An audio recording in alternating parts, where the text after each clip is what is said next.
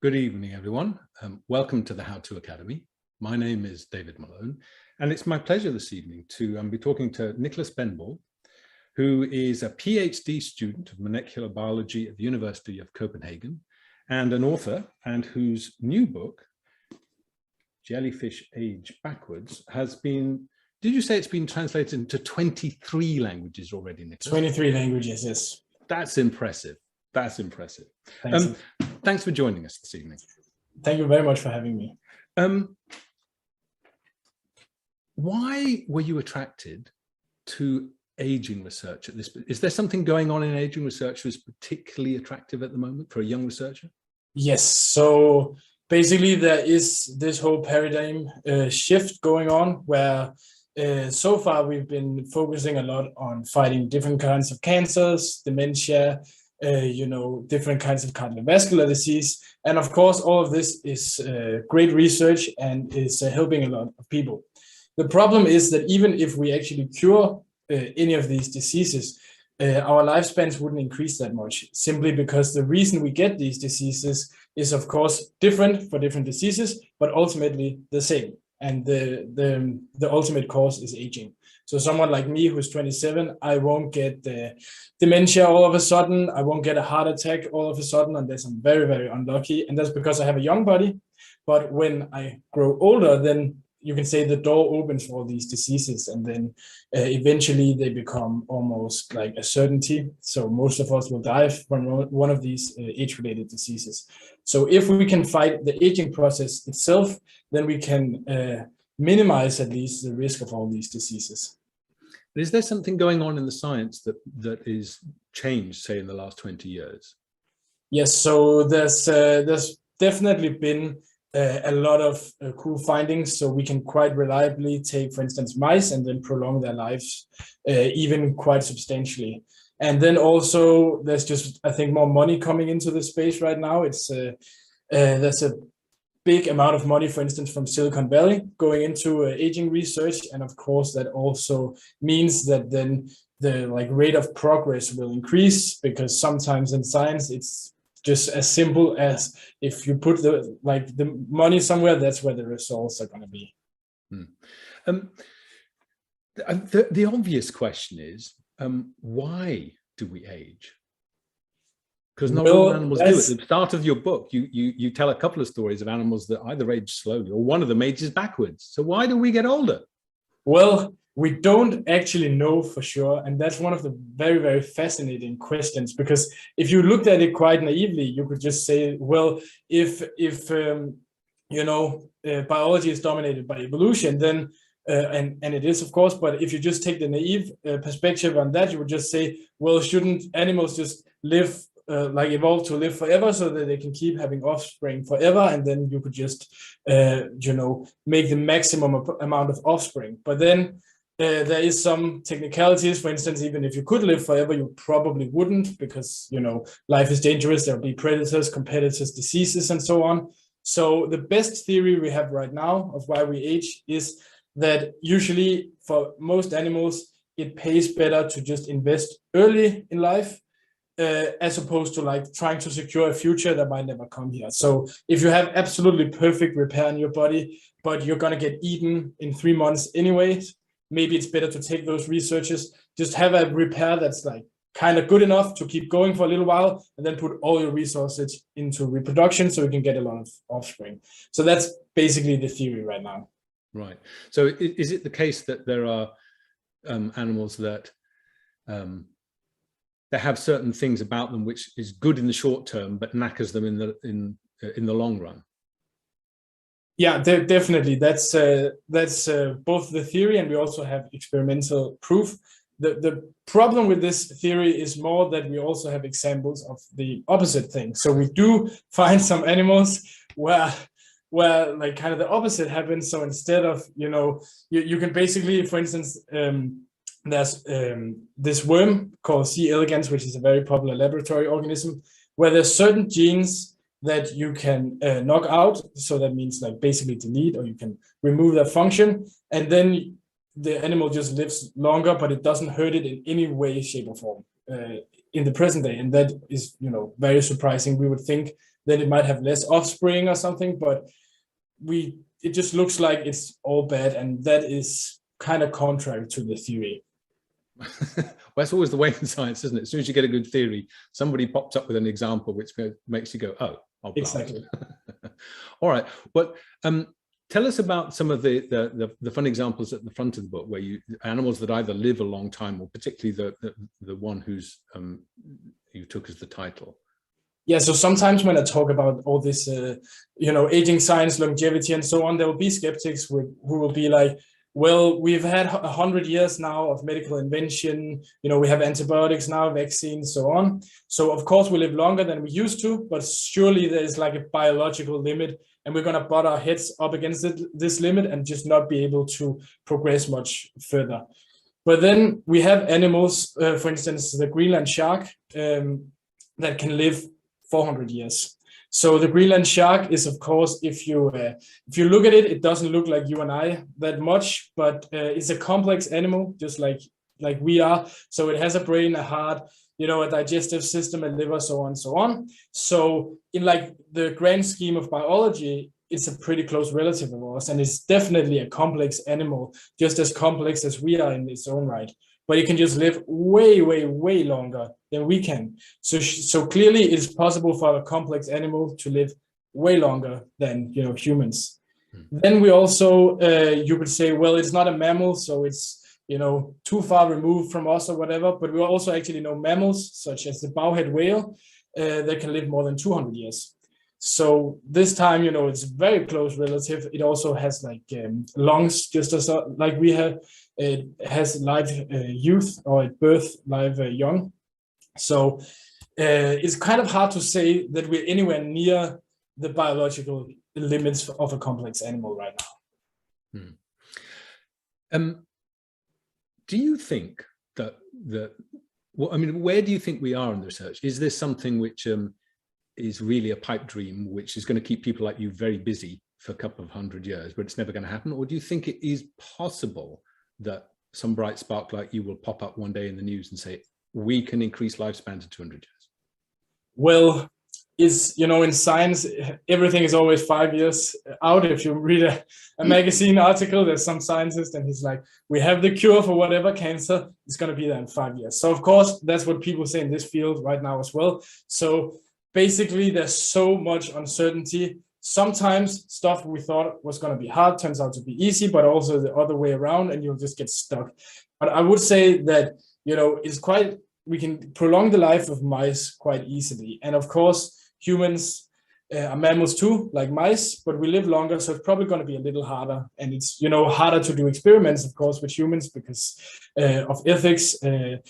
So it's going to be hard, but I would say with the momentum right now, we should be seeing it in the next 5 years. We should be seeing at least the first failed trials, because we do have a lot of trials ongoing right now, actually, that is testing medicine that is meant to be, general purpose fighting aging.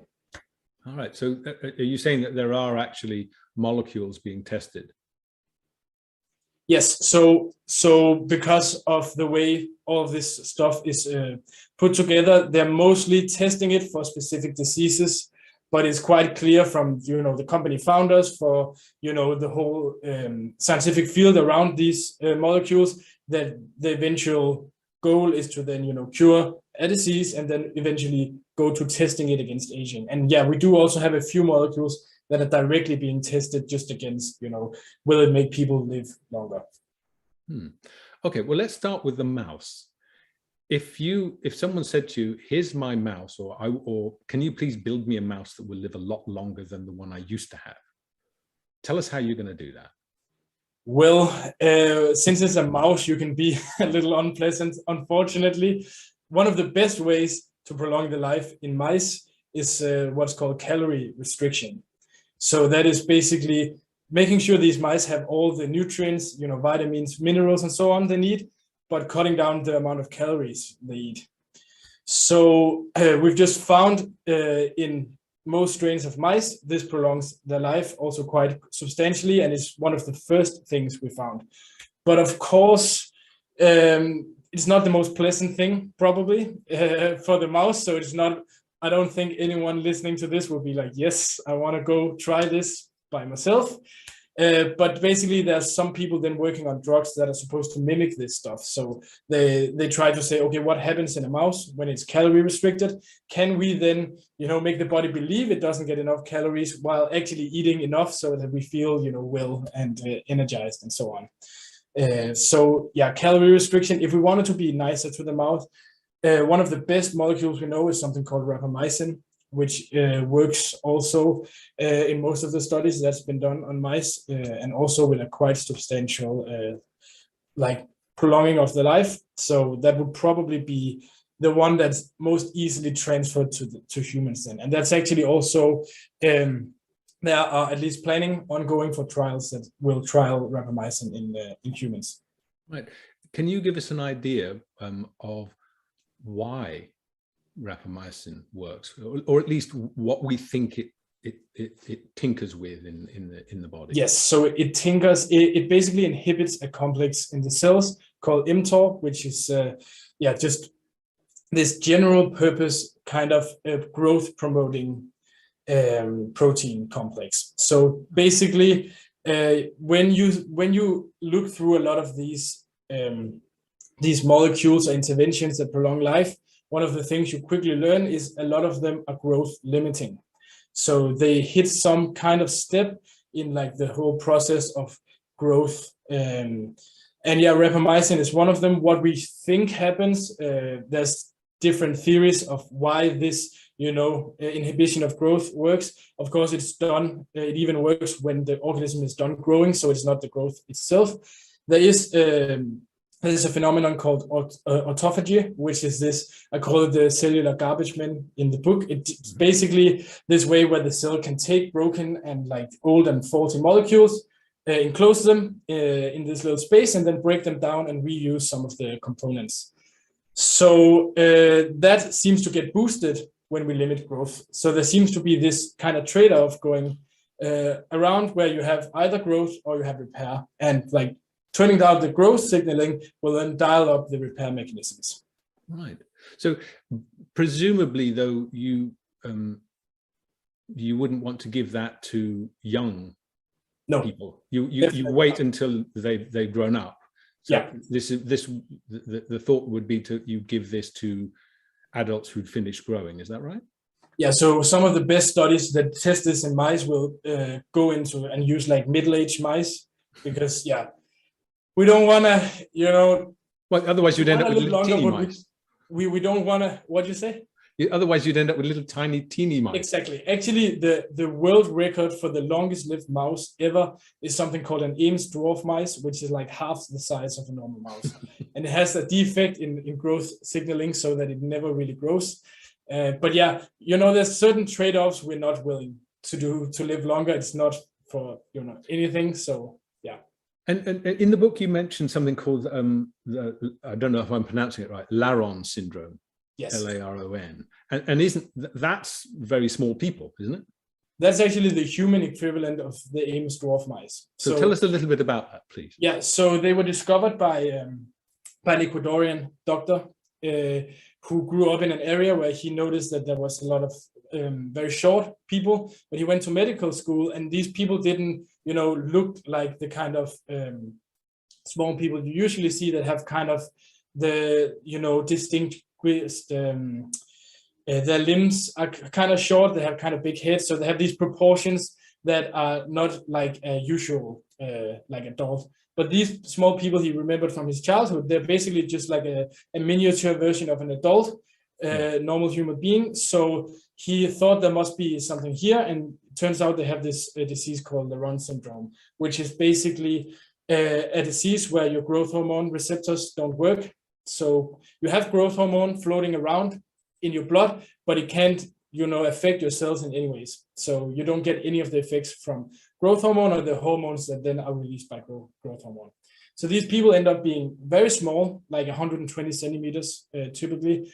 And what we can see from studying these people is that they're pretty much immune to cancer, to heart disease, to dementia. They don't even get acne when they're teenagers. So they have all these benefits from this condition, and this is also despite the fact that it's not always probably so easy to have a syndrome like this in a modern society. So a lot of these people end up drinking a lot. A lot of them end up quite overweight because they eat a lot and so on. So even despite these habits, they still like perfect blood pressures, like they're just perfectly healthy. So yeah, there's some research ongoing into finding out what is it about this lack of growth signaling maybe that does this. Does it work the other way? I mean, is there a correlation between being an enormous person and living a shorter amount of time?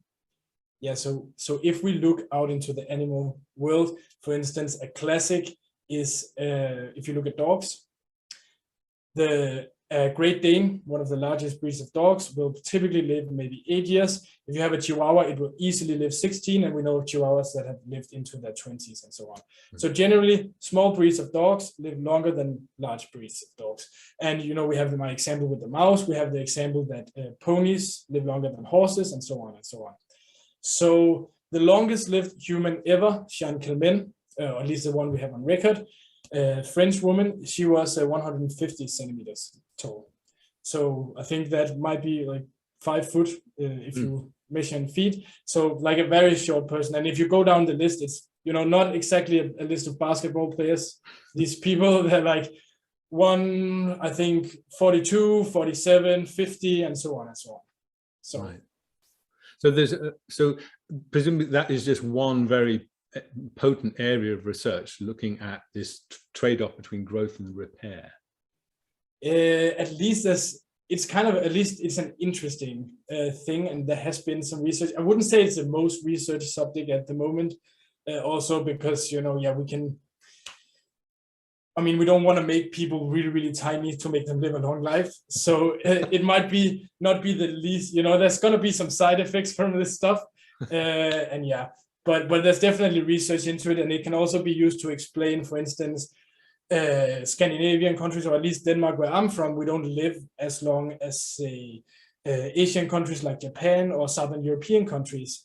And of course, some of it could be due to diet and so on, but it could also simply be because we tend to be a little taller and a little larger people. Right.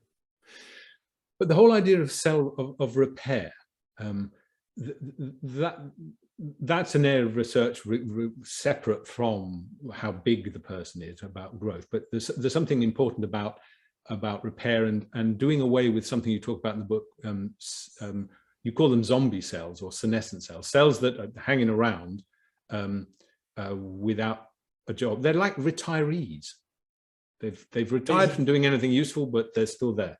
They're spewing out a bunch of toxic molecules, and then that actually spreads the condition to other cells.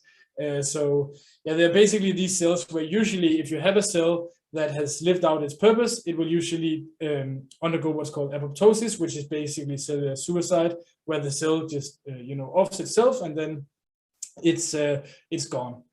But these cells will go a little bit down that pathway and then stop and then just sit around. So they don't do all the stuff they did when they were like really alive. They don't help out with anything. They just sit there and spew out a bunch of molecules that will then damage other cells nearby and also far away actually, and then spreads this condition. So we know we get more and more of these cells as we age. So it's one of the big targets in aging research to see, well, can we then remove these cells so we can be more like what we are in youth, basically. Well, when do people start getting these senescent cells? You always have them actually. So they do have a purpose.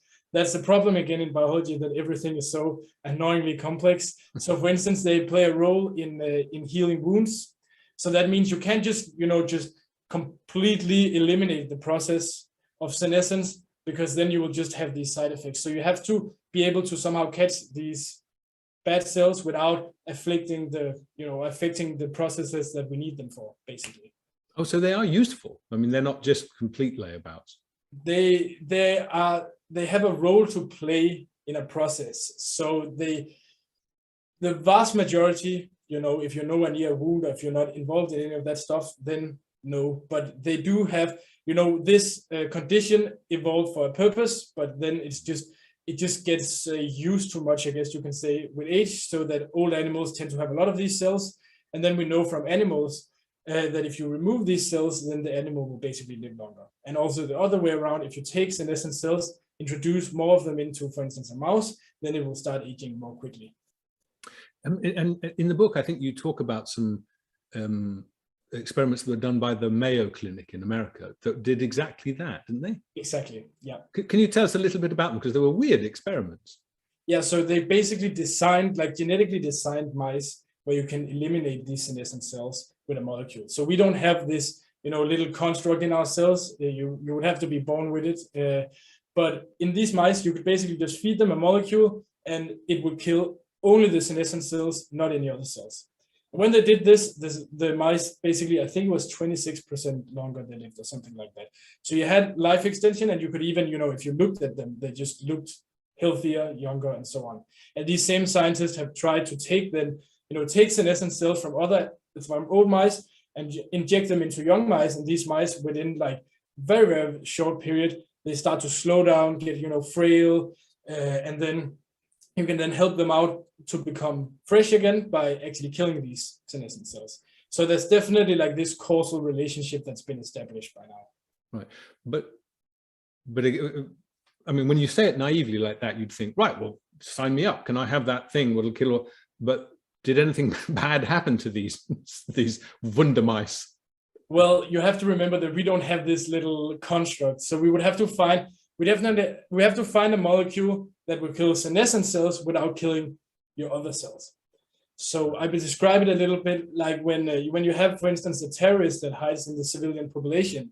You have to be really, really sure who's a terrorist, because if you do something and then, even if the error rate is tiny, just the fact that there's so many more normal cells and so many more civilians, you're going to end up causing more damage than you're actually going to help. Well, so yes, I mean, isn't that exactly what happens with some kinds of cancer treatment? Exactly. The chemicals that they're using to try and kill the cancer cells, that's why you get sick with chemotherapy, because it massacres perfectly healthy cells. It basically massacres any cell that grows quickly. So that's also why you lose your hair and so on. So yeah, basically, that is the problem. It's a problem with a lot of this stuff, that even in very, very old age, you will still have way more healthy cells than these cells. So you have to be, hit very, very, very clean. Now, I mean, obviously, there are different kinds of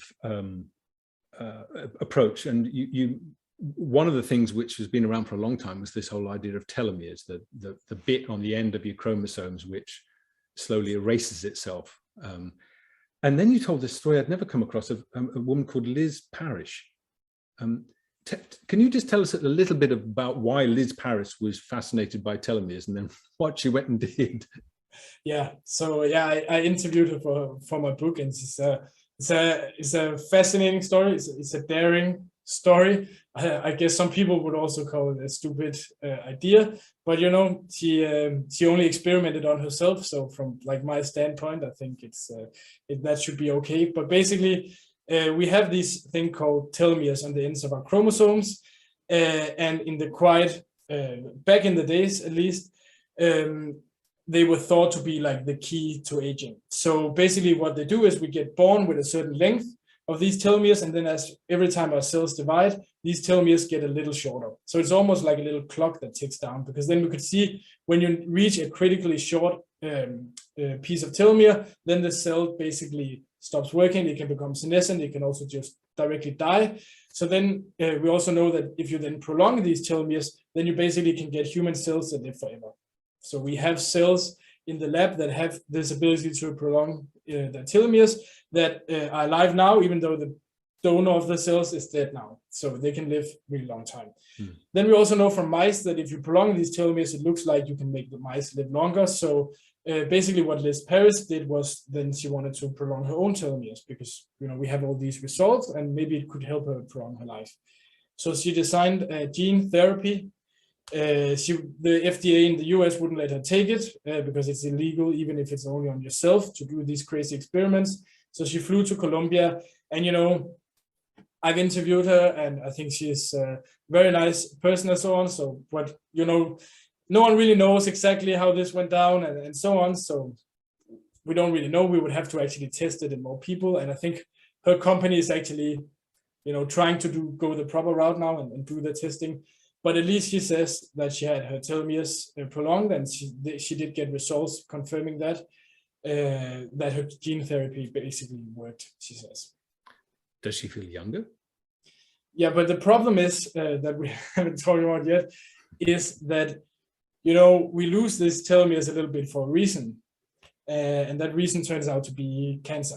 So long telomeres is good for fighting stuff like dementia, it seems, for fighting stuff like heart disease, but they're bad for cancer. So basically, most human cancers find a way to do this by themselves, to turn on telomerase so that they can keep, dividing forever. Because what is a cancer is basically, immortal cells that stop following the rules of the body, so they just grow out of control.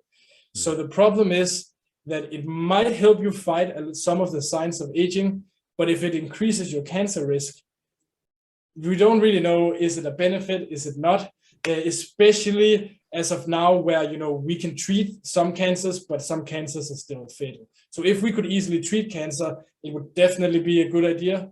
The risk would be worth it, but right now, definitely, I would not do it, or even if I was older, I would not dare, because some of these cancers can be, kind of gruesome, at least in laboratory animals. Yes. And then, of course, the other thing that you talk about a lot in the book is that I think this is a more recent idea, is the role of the immune system. That you say at one point in the book, a really good approach would be simply to rejuvenate the immune system, not everything, not tackle everything all at once, just make the immune system yes, younger. Tell us why that would be a help. So basically, microbes are bad a lot of the times. I think we've learned that, and in these years, there's just a whole bunch. Every little bacteria, virus, and so on is egoistic. It wants to further its own cause, and if that's on hurting you but helping the microbe, then that's what it's going to do. So of course we have an immune system that's trying to keep all of these different microbes down, but the problem is that our immune system is something that definitely gets worse with age. So one of the most important organs in the immune system is called the thymus, and it basically turns to fat with age. I think it's a rate of 1 to 3% every year that basically just almost disappears, this organ, which hurts your immune system. It makes your immune system worse at dealing with new threats, at keeping down the threats that it's already facing, and so on. So I describe this link that we found in the book between all sorts of supposedly normal or common pathogens, and then all these different diseases of age, such as Alzheimer's, different kinds of cancers, and so on. So it's quite possible that if we could just have a young immune system, then if you put that into, say, a 70-year-old person, it would just recognize all these threats, spring into action, and just be remove this, remove this, remove this, and then it would basically improve your physical condition quite a lot, actually. So is that a research field that is being looked into aggressively at the moment? Yes, a lot. So people are trying to basically take stem cells, so cells that have the ability to become other cells, and then make them become these cells of the thymus. So you could basically make a new thymus and then transplant it into yourself. Right. There's been people that tried that in mice, and it prolongs their life, and it also helps them with a lot of these age-related diseases. All right. So yeah, I mean, stem cells is one of those areas which people have been keen on for the last 20 years. I made a film about stem cells 20 odd years ago. So is that something now that people are saying, right, well, maybe we can grow new young parts to the body, but rather than grow a new knee, we'll grow a new thymus? So it's one of those areas where it's taking a lot longer, I think. Yeah, it was longer than the 5 years. Yeah, I think I was probably not even born when this topic was just entering the mainstream, but we actually had, I think it was last year, or maybe it was even early this year, where we had a patient that was treated for type 1 diabetes, a disease where a certain kind of cell in your pancreas is lacking, and they basically made new of these cells and transplanted it into the person, and it helped the person. So you can kind of say that's like harder and more easy, you know, organs or populations of cells to replace, and we're just at the cusp now. We also have it for what's called hematopoietic stem cells, you know, cells in the bones. So we also have it for that to replace the immune system. We're getting there for these like easier kinds of things, and then, you know, getting a new heart, stuff like that, probably still quite a long time in the future. But if you were able to, I mean, what difference, presumably, if you could use stem cells to grow something, just a particular gland, like the thymus, and maybe blood. I mean, tell us about young blood, because that's another strange thing. Slightly vampiric, I have to say. Very weird area of research for sure. It's basically this whole idea of young blood as a treatment for aging. Well, it started with something called parabiosis, where back in the 18th century or 1800s, there was this French scientist who took two mice and he was basically sewing them together, sewed them together. Yeah. So they started sharing their blood. Not the most, you know, not the nicest experiment to think of, but it helped, you know, lead the way for stuff like organ transplant and so on. Then later on, another scientist was like, okay, what happens if I take an old mouse and a young mouse and then sew these together so they start sharing their blood? And what they found is basically that the old mouse will be slightly rejuvenated by this, by sharing, you know, getting young blood. And on the opposite side, the young mouse would be slightly, you know, have aging acceleration. So it will start to age more quickly by getting this old blood. So there's definitely something in the blood that either ages you or rejuvenates you. So there's then been this whole race to find, can we find something in young blood? You know, is there some hormone? Is there some molecule that we can, you know, that has this ability? And there's a company in Silicon Valley that basically just started paying people my age to go donate blood, and then started selling it to older millionaires and billionaires. That was closed down by the FDA because, you know, we don't have any proof that this is how it works. But yeah, now there's a lot of research into this stuff. It does seem that actually young blood is not what you want. You just want to get rid of old blood.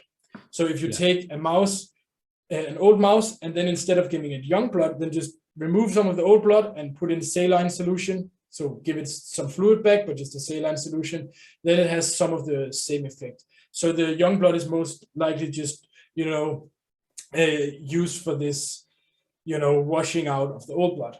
So turns out that maybe the key is not to get young blood, it is to get rid of blood when you're older a little bit.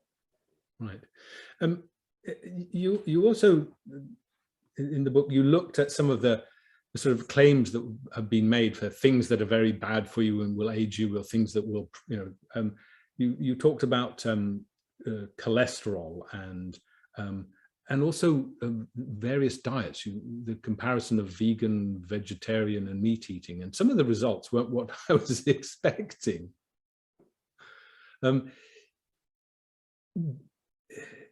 Have in the past some of the advice about avoid this food or take this food or cut this out, has the advice, have we moved on from that? Is the picture more complicated? Well, nutrition science is notoriously, you know, there's only a few areas in modern life that is, as I wouldn't say toxic, but it's all over the place. There's a lot of feelings involved. There's, you know, all these ideologies that lap into it. Politics gets mixed into the whole thing. So it's just really, really hard. If you just want to know what should I eat to be healthy, it's, even for someone who's science trained, it's surprisingly hard to actually get to the bottom of all of this. So that's of course what I've been doing in the book. And basically what we can see is, so there's this argument, for instance, that vegetarians and vegans live longer than meat eaters, and that's true. The problem is that that's when you just compare the two groups. You just say, how long does vegans do vegans live and how long do meat eaters live. But if you look at meat eaters, that's a group that also includes lots of people that don't care about their health at all. So just, smoke, don't exercise, so on. While a lot of vegetarians and vegans are very health conscious, so they have other healthy habits as well. They also tend to have lower BMIs and so on. So actually, if you compare vegans and vegetarians to meat eaters that are similar to themselves on these parameters, then there's no difference. So it's not going to harm your health. It's not going to make you live forever either. Most likely, the reason vegans and vegetarians live longer is that they tend to smoke less, they tend to exercise more, they tend to have healthier weights, and so on and so on. And you do mention in the book something called, I think it's, I might mispronounce it, hormesis. Is that right? Yes. And you spend, it comes up quite a lot in the books. It's something that you think we need to pay more attention to. Tell us what it is and why you come back and talk about it in several different ways in the book. Well, it's, if you take, again, a naive view of the body, you would say, like, let's say we took a car, right? And we want this car to like live as long as possible. Well, how do you do that? You just don't use the car, park it somewhere nice with a nice temperature, never use it, and it will last way longer than the car you drive to work every day, because the way the car would then age is that it will get all these slight damages that if you don't repair them, in the end it will break down, and then you can say like it's died from old age. If you take the same view of the body, it would be, okay, if I want to live forever, I should just do the, do nothing, get myself into a nice hotel, get people to fix everything for me, and I would just live forever. The problem is that the body just doesn't work like these mechanical objects. So the body is able to repair itself, first of all, and sometimes it then turns out that we actually need damage to turn on these repair mechanisms. So the best example is exercise. A lot of people think that when you are exercising, that's actually where you get the benefits. That's what's healthy. But if you think about what's happening if you're out for a run, you get like your pulse is really high, your blood pressure is really high, your muscles and bones get damaged. Your lungs gets damaged from all the work. So actually, while you're running, you're hurting yourself. You're damaging all these parts of your body. But then as soon as you're done, the body sees all this damage as a message that basically tells it you need to be stronger, you need to repair. So it turns on repair mechanisms. It turns on, for instance, the stuff I talked about previously, autophagy, that collects these damaged molecules. And then it also, strengthens itself. So next time you go for a run, then you have stronger bones, then you have stronger muscles, you have more elastic blood vessels, and so on and so on. So hormesis is basically this biological concept that we, knows from a lot of different areas, where kind of gets strength from adversity. So exercise is one example. We also actually know it a little bit from research into radiation. So radioactive radiation is of course not something I recommend people to do, but we can just see in animal studies, we can also see in people that have been exposed a little bit that slight levels of radiation can actually increase some of these repair mechanisms as well. And if you also from mice, that if you remove what's called background radiation, then they will actually die quicker. So we need this adversity to actually have our repair mechanisms turned on, I guess you can say, at least in specific areas, that is. Yeah. And I mean, it's quite funny, and obviously you did it to be funny in the book. Right near the end of the book, you then mention a particular, having gone through lots of studies where something good happens, and then you go 2 paragraphs later, yeah, but it may turn on cancer. You then say, but then we come to the Cleveland study, and you said, I think you said something like, and it's a study which absolutely proves this is a great method of living longer and has no bad side effects, and it's about exercise. It's not supposed to be easy. Yeah.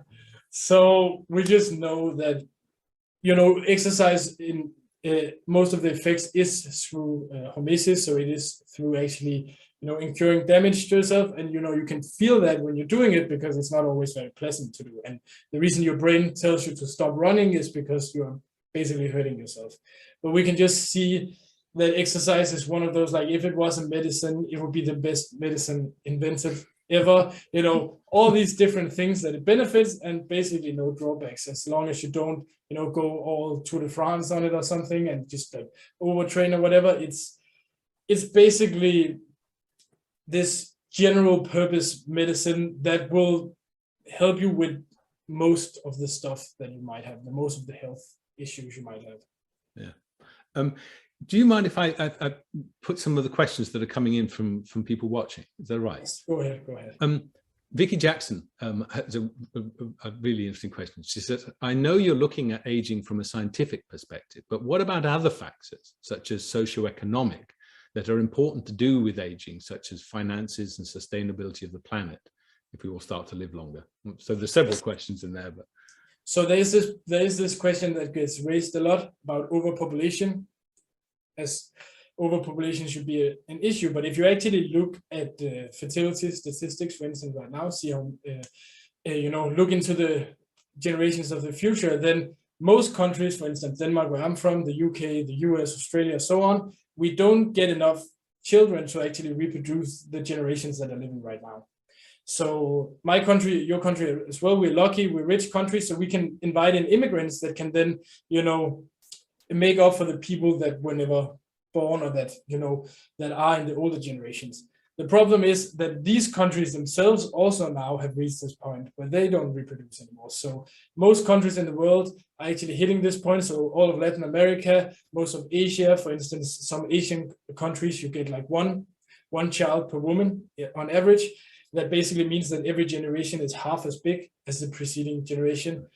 So the only place this hasn't reached yet probably is Africa, south of the Sahara, and that's also just a matter of time, because what we can just see is as countries get richer, then the birth rate tends to fall, because then, we have women's rights, women are allowed to go to universities and so on. You might want to have a life that's not just, having kids, but you can actually decide what to do by yourself. So these countries then, get their high birth rates down.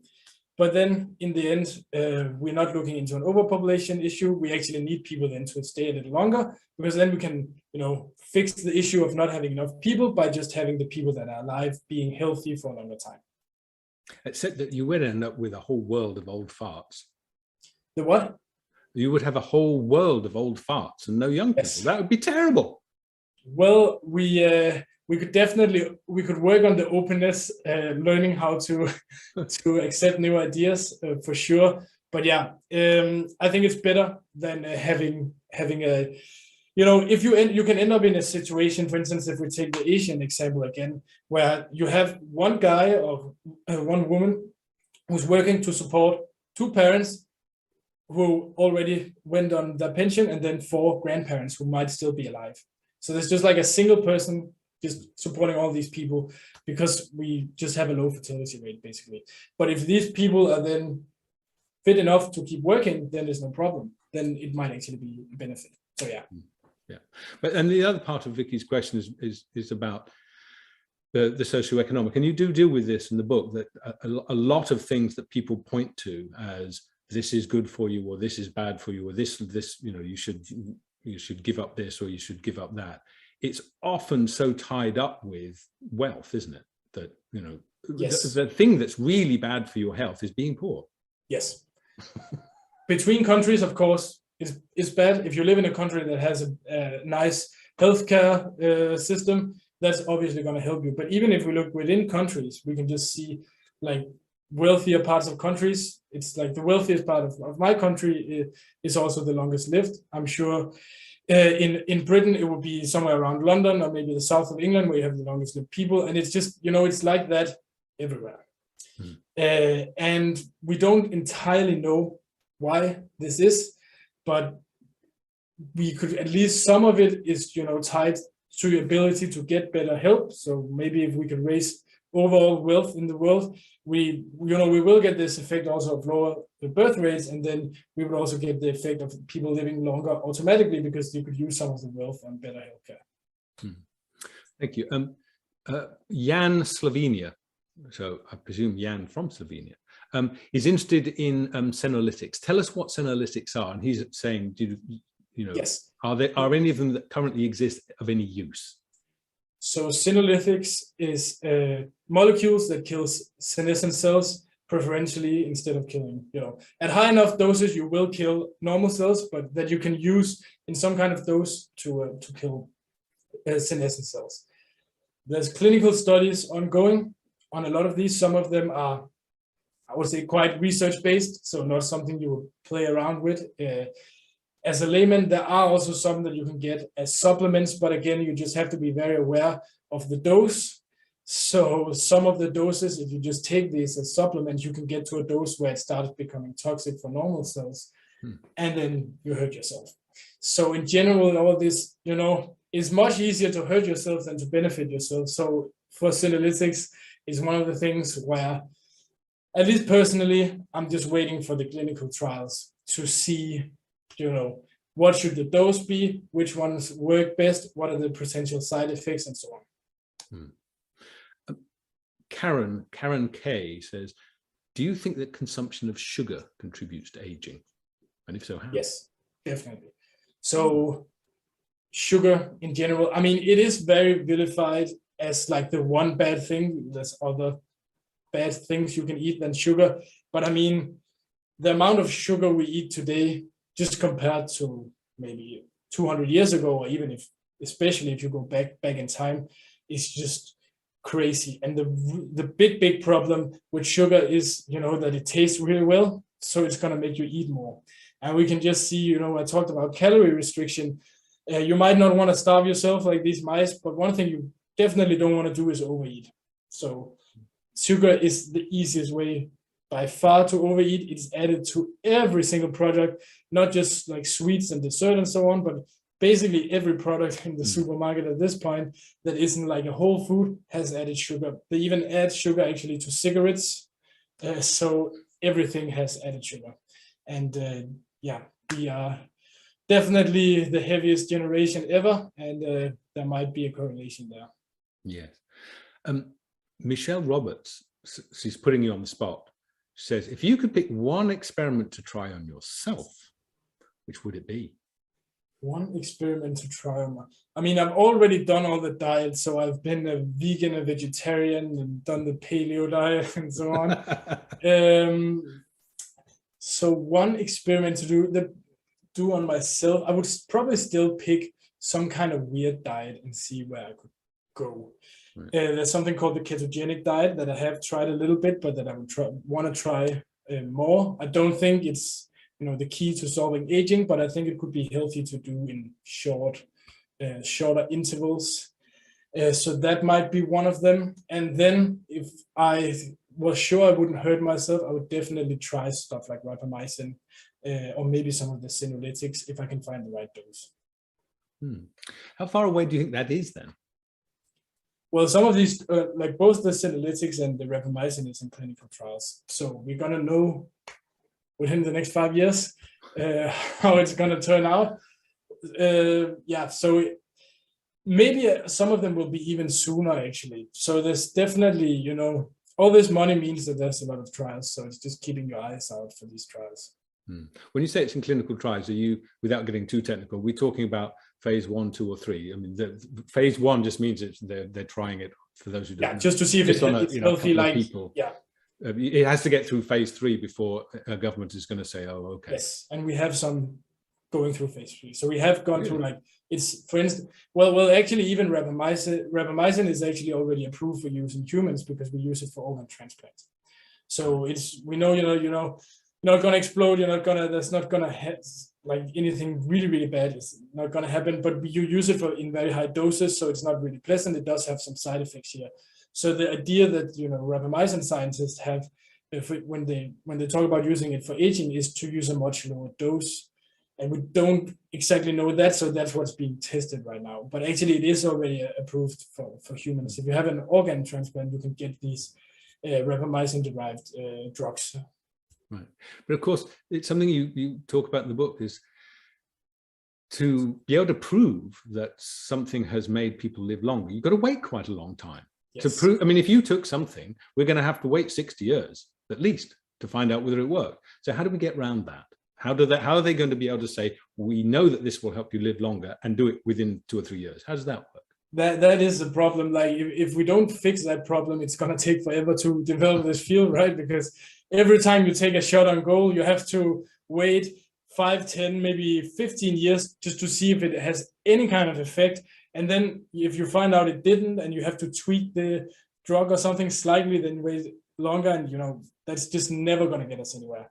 So people are working on what's called biomarkers. So basically something in the body, in the blood, for instance, that you can measure, and then that can tell you what like biological age you have, like what the biological state of your body. And then you can use that as kind of like a surrogate. Instead of actually waiting, you can just see, okay, it looked like this person started aging more rapidly, or they started aging more slowly when they took the drug, and then we will assume that means they're going to live longer.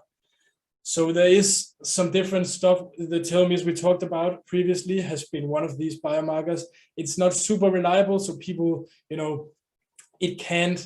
it's not enough evidence that we can just do away with studies where we actually wait, but there's some better stuff coming up where you can do that. And aren't there companies that are already marketing saying we can measure a whole suite of these biomarkers quite accurately for you next week, and then you can take your rapamycin and we'll test you again in 3 months' time and tell us, and we can tell you whether you've gotten older or younger? Yes, I actually don't know exactly how reliable these companies are, but it's definitely something, academically, there's these, we call them biological clocks, and you can use them. You can use them in experiments where you have large cohorts of people, right? You can use them and say, like, on average, the biological age was accelerated, or it didn't move as quickly. When you do it on a single person, it has to be very reliable, and I don't quite think we're there yet where you would actually benefit from this, but it's something that's going to come out, and it's going to be really beneficial if we make it there, because it would be so much easier. Also, now we talked about what you can do on yourself. Well, a lot of this stuff, it's not like, bodybuilders experimenting with steroids or whatever, when you can see your muscles start to grow all of a sudden. If you slow down your aging process, it's gonna take a while before you notice. So it will be very, very valuable when you can actually see that on a test, so if you're wasting your money, or you should try something else, or if it's double down on this stuff because it works. Someone called Nimit says, what do you think of intermittent fasting, which of course is a part of the sort of different diets? It's the diet. So it's basically calorie restriction, but for a shorter period of time. So we all fast, of course, when you go to sleep until you wake up, we fast, and then you can experiment with maybe a whole day of fasting, or skipping breakfast, skipping dinner, and so on. At least in mice it works. So in mice, actually, if instead of calorie restriction you just do fasting, alternate day fasting, these mice live almost as long as the one that are calorie restricted. So it does seem to help in mice, and there has been some good studies in humans as well, but we're not there yet where we can say for sure that it's as good in humans as, for instance, calorie restriction would be. I would say the studies that are coming out right now about fasting seem to suggest that if you're going to do it like this way, you skip a meal, it might be more beneficial to skip dinner than it is to skip breakfast. It might be beneficial to get more of your calories early in the day as opposed to late in the day. So there are some indications of how to do this stuff. There's also people who swear by longer fasts. So for instance, you can fast for a whole day, 3 days, and so on. But then we're starting to get into the territory where it's going to affect your ability to do your work and have fun in life and so on. So that's of course going to be individual if that's something you feel strong enough about to try, but I would definitely try it out. Okay. Natasha says, how does exercise actually help against cancer or other diseases? I mean, because we talked about exercise being the one thing we know works. we know for stuff like heart disease and so on, getting blood clots and so on, that it enormously, when you're exercising and your blood pressure rises and so on, you actually ensure that your blood vessels stay elastic, which is very important. When you get older, it will also help decrease your blood pressure, which we can see is one of the main risk factors for cardiovascular disease and so on. Then it does also seem to somehow be able to keep your immune system young, which could also account for why it helps against cancer so much, because if we have a really strong immune system, cancer might be able to be stopped before it develops simply by the immune system. We have a lot of cells in the immune system that fights cancer, So basically, cancer, to be able to develop in the body, it has to outsmart the immune system, because the immune system is always on the lookout for cancer. So that would be another way. You also have increased blood flow, which could help explain some of it. There's also theories about how your weight could play a role in this stuff, and of course you can keep your weight down. Also, just the fact that burning some energy might mean there's less energy for bad processes to happen in your body. But yeah, some of this stuff is basically just based on studies where we can see it helps more than it's like mechanistic studies always. An anonymous attendee is chastising both of us, saying, quite reasonable, tell us about the jellyfish. Yes. Yes. Sorry. Yeah. So my book is named after a tiny jellyfish called Turritopsis. If I had one right now, most people probably wouldn't be very, impressed. It's just this little jellyfish the size of a fingernail that swims around and eats plankton. But the secret is that if you damage this jellyfish in a particular way, if you remove change the salinity of the water, if you change the temperature of the water, if you damage it a little bit, if you remove some of the food, then it can go from its adult stage back to something called the polyp stage. And that would be akin to a butterfly that turns into a caterpillar, or like one of us being really stressed about work or whatever. And then, you go back to being a kid again. And then the clever thing is that then it can grow up from this polyp stage to an adult organism again. Then you can make it age back once more, and you can just go around in this circle, age and then age backwards and then go around and around. And, we haven't studied it forever, but at least so far, no one has found like a limit where it's like you can do this 10 times or 15 times and so on. So technically, it's an example of biological immortality. We don't know how many times it can do this, but if it's forever, it's basically, an immortal organism. So of course, that's something we would want to be able to transfer into humans. So not only, put the brake on the aging process, but actually go in and try to turn back the clock to a younger state. It does show that then the whole mechanism which does age can be made to go backwards. Yes, at least in a jellyfish. Yes. There's a slightly plaintive question that's come in from another anonymous attendee. He says, are we any closer to finding a cure for hair loss? For hair loss? One of the parts of getting old which people get very annoyed about. Well, hair loss, I'm assuming they mean male pattern baldness. I'm assuming that too, yeah. Yeah. So it's actually not it is aging related, but it's not a certainty. You will have people dying or men dying with full heads of hair. Yeah. But it is definitely in the field. And as far as I know, there are some developments of people trying to use stem cells basically to make new hair, to make the cells that make the hair strands, so that you could then use that to replace the hair that is lost, especially because different areas of your head has some are sensitive to DHT, which is the hormone that causes hair loss, and then you would just clone the hair strands or the cells from the hair strands that are immune to this, and then you could get a full head of hair. So there's definitely work going on. I would assume it would be very lucrative to actually get a cure here for any company. It's a huge market, I think so. But I don't know exactly how far they are going, like how far they are right now. The person who put in that question has said, actually, it's female. So this is someone interested in. Okay. So yeah, it does also. It's related, though, isn't it? Females, but yeah, I don't know a lot. I know a little more about gray hair than hair loss, actually. Okay. There's a question from Nimit again. Are there any experiments on the effects of gut microbiota on aging? This is something you deal with in the book. Yes, there's some. You'll have to be quick, I'm afraid. We've almost at the time. I'm sorry. Yes. So should we answer this? Yeah, please, if you can. Yes. Quickly, yes, there's this little African fish called the killifish that has a gut microbiome that's pretty much like humans. And there's some really cool experiments from Germany where they take middle-aged fish, then they give them antibiotics to remove all these the gut microbiome, and then they live longer.